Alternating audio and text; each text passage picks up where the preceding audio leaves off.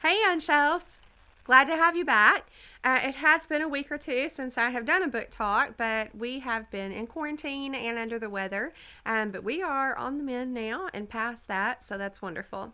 Today, I want to tell you about a book that I have read during quarantine, and it's called 99 Days. I started it right before I was quarantined, and then I have finished it since then.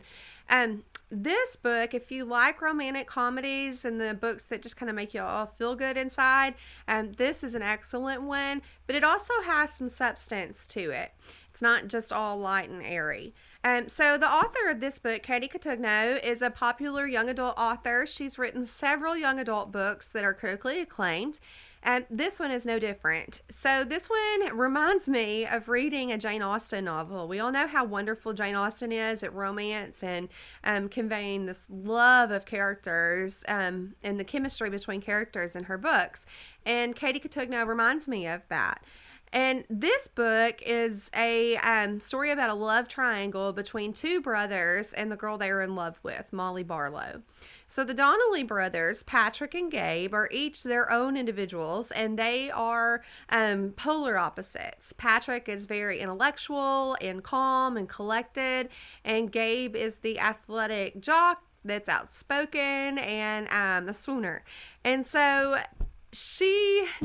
Molly is always, she's grown up so close to them. She's been like a member of their family since they were little bitty kids. And she dated Patrick for years, and he was the safe choice. And she ended up falling for his brother, though. And so after they got together, Patrick, just kind of went off on his own, and she opened up and told her mom how horrible she felt and what she had done. And her mother, who happens to be an author, writes her new best-selling book about their love triangle. And so it gets to the point where all of her friends like disown her. They won't speak to her. The Donnelly boys both definitely will not speak to her. Patrick breaks up with her. Gabe wants nothing to do with her. And so she moves off and goes to boarding school a few hours away. Or actually across the country. And so she comes back this summer before college, and she's been gone for like a year or two. She comes back, and this little town that she has grown up in, where this love affair happened, where all of her friends still live, her mom, the author, still lives there, and she is put back there for 99 days. Because in 99 days, she's going to move to college, and she's going to Boston.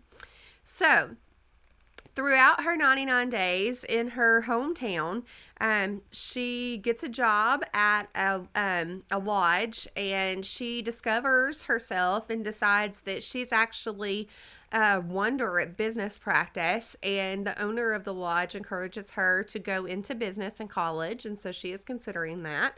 But it's really also a coming of age novel. Molly at the beginning of the book seems so immature and doesn't really know who she is. And throughout the book, she starts to discover the things that make her tick and what's important to her.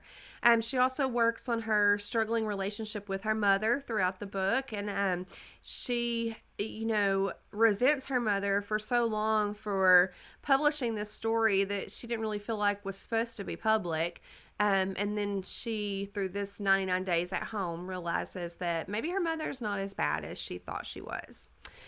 So if you would like to know what happens with the Donnelly brothers and Molly Barlow and which one she chooses or which one chooses her, you'll have to read 99 Days by Katie Cotugno. You can pick it up. It's available on Amazon, on Barnes & Noble's website. You can get it at any public library, I'm sure. So check it out, and I hope you enjoy it.